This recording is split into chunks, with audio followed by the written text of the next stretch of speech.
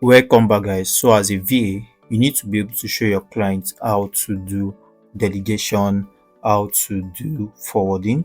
So we'll talk about forwarding right now. So we're going to use two Gmail addresses as a sample. Let's say Williams Beloved one, which is my email, of course, at gmail.com would be the client's email. Just take it as that. And the second email will be beloved at gmail.com, which would be the VA email. Let's say you are the VA and this is your own email address or your own Gmail address. So you have your Gmail address, but how can you access your client's Gmail? Your client's Gmail is williamsbeloved1 at gmail.com. So now the first one, we've explored the first option, which is shared credential, which I said is very risky, but we can actually use another method. And the second method we want to use is forwarding. So you can forwarding incoming emails to your VA. So me, I'm the client right here. Well, you need to explain this to your client so they'll be able to do the forwarding and the delegation if you have to, or when it gets to that point. So you are going to click on this setting icon. I want to bring this to your notice that you cannot do this on your phone. You have to use a laptop. So as a VA, you do need a laptop to be effective enough. So I'm going to click on these settings here. Yes. So you're going to click on these settings and you're going to see all settings. You can do it on a PC, be it a laptop or a desktop. Then you can use your browser. You can use your phone browser. You put it on desktop mode and you'll be able to do all this. So let me see all settings right here. So these are other settings that are related to your email. So this is the client's email. All you have to do is to tell the client to go to settings. You can put it in a written form. You can make a video of it on how they can forward their emails to you. So you could see when we get to these settings, you'll see forwarding and POP or IMAP. So I'm going to click on forwarding and POP or IMAP. Now you could see right here, add a forwarding address. This is what we want to create right now. Aside from adding a forwarding address, you can actually create a filter. You can forward a specific incoming email to your VA, maybe business related email. You know what it's going to be, you know the keyword that should be in a business related email. So you should always forward those types of emails to your VA. You could do that by creating a filter, but you could actually direct all your incoming emails to your VA so your VA gets to know what to do with it. So right now I'm going to click on add a forwarding address, which would be the VA address. So I said the VA address is this, is beloved at gmail.com. So I'm going to add a forwarding address. So me having to add a forwarding address, I'm going to add the Gmail address right here, the VA's Gmail address right here. So it's going to be beloved at gmail.com. That is simple. Then I'm going to nest this. So having to nest this, I'll be required to input my password, of course, to be sure that it's me trying to forward this email to my VA. So this keeps your account securely. You are not at risk of losing your account because you can actually revoke this access. Yes, you can revoke it. So I need to check my part to accept this to be able to forward this Gmail. So I'm going to click on this 21 on my pad, which I've done. So I'm going to see what it shows me next. So I'm trying to forward all incoming emails to beloved at gmail.com, of which I said it can be revoked. As you can see, forwarding mail to beloved at gmail.com. I'm going to proceed with that, and having to proceed with that, I'm going to see confirm forwarding email address. A confirmation link has been sent to beloved at gmail to verify permission. So that way I forwarded to my Gmail, as you can see. So you send email remove address, so you could resend the confirmation mail, or you can remove the address if you are not working with this particular VA anymore.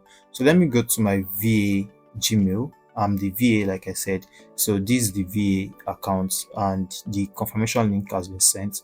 So all I have to do is to confirm this right now. So it says Williams Beloved on gmail.com has requested to automatically forward mail to your email address beloved at gmail.com To allow to automatically forward mail to your address, please click the link below to confirm the request. So all you have to do as a VA is to click on this link, and when you click on this link, you're going to accept the forwarding. So I'm going to confirm this right now. And now Williams beloved one at gmail.com will now forward mail to beloved@gmail.com. So that's one way to give access your your VA. So right now, when you check mails right here, so this is my main email, and here I can actually refresh this and see what that will be about. So here we have the forwarded email, so you could actually accept for emails to be forwarded to this particular email. So let's see how that goes. That's how to create a forwarding kind of email. Another thing you can do is you can tell your client to forward a certain email to you. So let me refresh this right now, and let's see what we have right now. So we're going to refresh this page so we can see what we have after we forwarded that email to a VA. So I'm going to refresh this page right away. Now, after the VA has accepted to receive the incoming email, forward the copy of incoming email. So you could see this, and keep Gmail's copy in inbox. So forward this. So I want to create forward the copy of incoming email to beloved adejigbe at gmail.com. This after the VA has accepted. Now, and keep, so it says, and keep Gmail's copy in the inbox, mark Gmail's copy as read, delete Gmail's copy. So it's either you delegate it, but you can keep it in your inbox so that you get to see whatever has been sent to your VA. So now I'm going to just save this. I'm going to save the changes, and right now I just did that. You are forwarding your email address to beloved@gmail.com. This notice will end in 7 days. Review settings.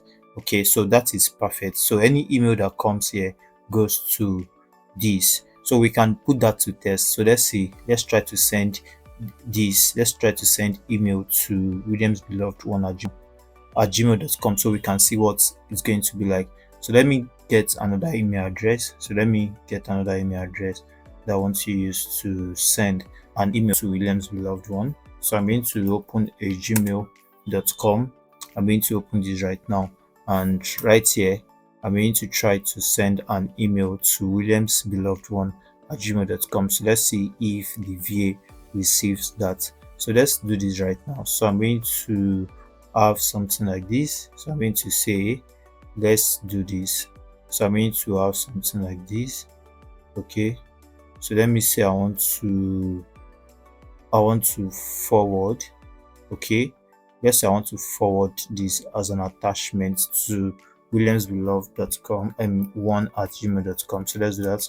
williamsbeloved1@gmail.com. Perfect. And we're going to say Belad Tech Academy new registration.